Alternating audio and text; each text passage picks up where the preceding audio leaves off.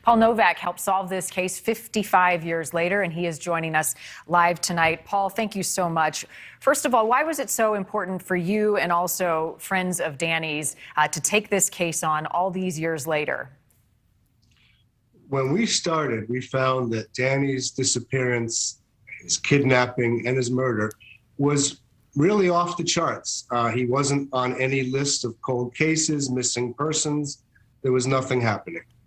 And that couldn't stand. We decided that a 17-year-old cannot be taken from his family home and then the whole situation be forgotten. So we set out to make sure that wouldn't happen. You must have hit a lot of dead ends in the decade and more that you guys were looking for answers. What was the clue, Paul, that finally led to cracking this case? There were really many pieces of the puzzle that came together to show what had actually happened. This was sort of like a case that was designed never to be solved.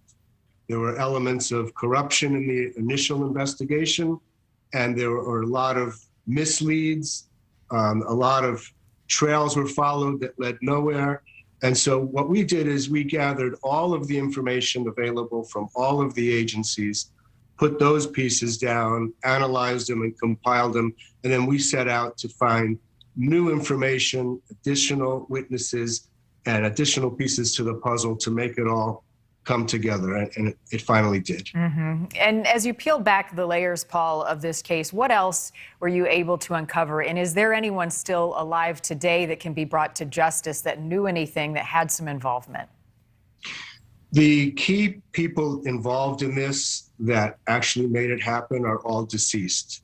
So we can't bring them to justice, have them prosecuted for kidnapping and murder, but we can expose them and we can expose the entire context of what happened, because it is the type of thing that could happen again. And we have found similarities with other cases.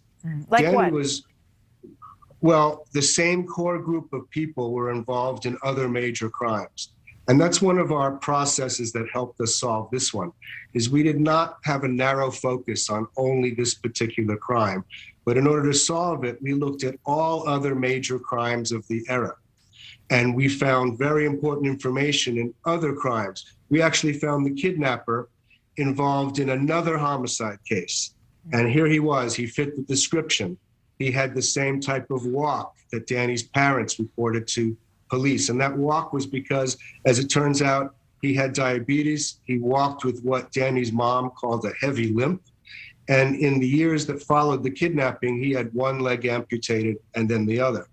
We also found that there was a fingertip of a rubber glove found at the scene. And no one was ever able to figure out how that fingertip of a glove got to the scene and what it meant. We found out, I interviewed a relative of the kidnapper and found out that he had been a Medicaid patient in Brooklyn clinics for his diabetes and other conditions. And it turned out that particular rubber glove was only imported into the United States by one doctor, and he worked at those Medicaid clinics in Brooklyn. And so there were many of these types of pieces that came together. The description, the walk, the glove, and the kidnapper actually put on his gloves after he entered the home. He left a fingerprint on the rear sliding glass door, which was his point of entry. And all the usual suspects, everybody that was ever investigated, their prints were excluded. It wasn't them. But George DeFeese, his prints were to be included. He could not be excluded like everyone else. And then all of the other evidence. We even found that a cab driver had done reconnaissance at the scene, and that cab driver was an associate also of George DeFeese.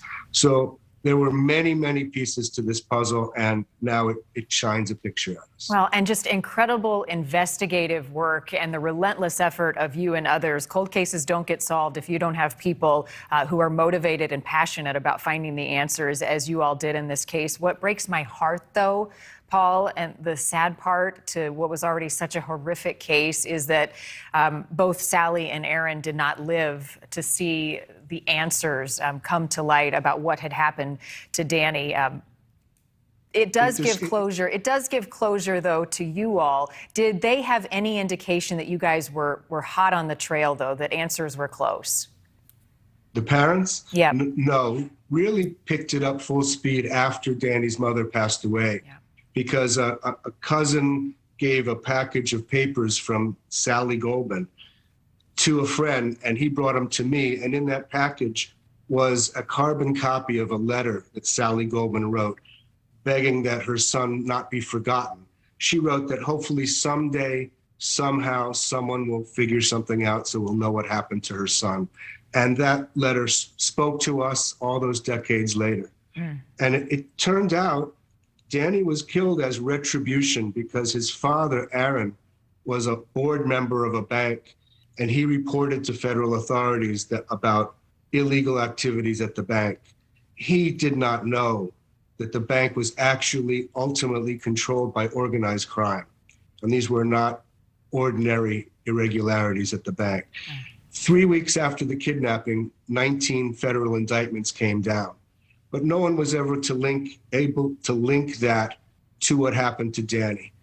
And we found that the banks were controlled by Meyer Lansky, Santo Trafficante, and the kidnappers and the people on the kidnapping team were also involved with Trafficante. As a matter of fact, one of the men was his first cousin, and DeFeece was in the Trafficante organization. So what you had here is they couldn't kill Aaron Goldman because it was too late for that to be effective, because Aaron had already given his information to authorities, and now they were building a case against the bank based upon documents and information. So killing Aaron wouldn't have derailed the case, but they wanted retribution. And so they took their son. And they killed him. And that by doing that, they really sentenced the parents to a lifetime of pain, and it pretty much destroyed their lives also. Well, it's a good thing you guys were on the case all these years later. It's really fascinating. It sounds like a plot out of a movie, but this was real life, and it was horrific. Paul Novak, thanks to you and your team. I know the friends of Danny's are called the Posse, and what a good group of friends that he clearly had to help carry on his legacy even today, and for his parents as well. I appreciate your time tonight. Thank you. Thanks for watching. Click the red subscribe button below so you can get more of NewsNation's fact-driven, unbiased coverage.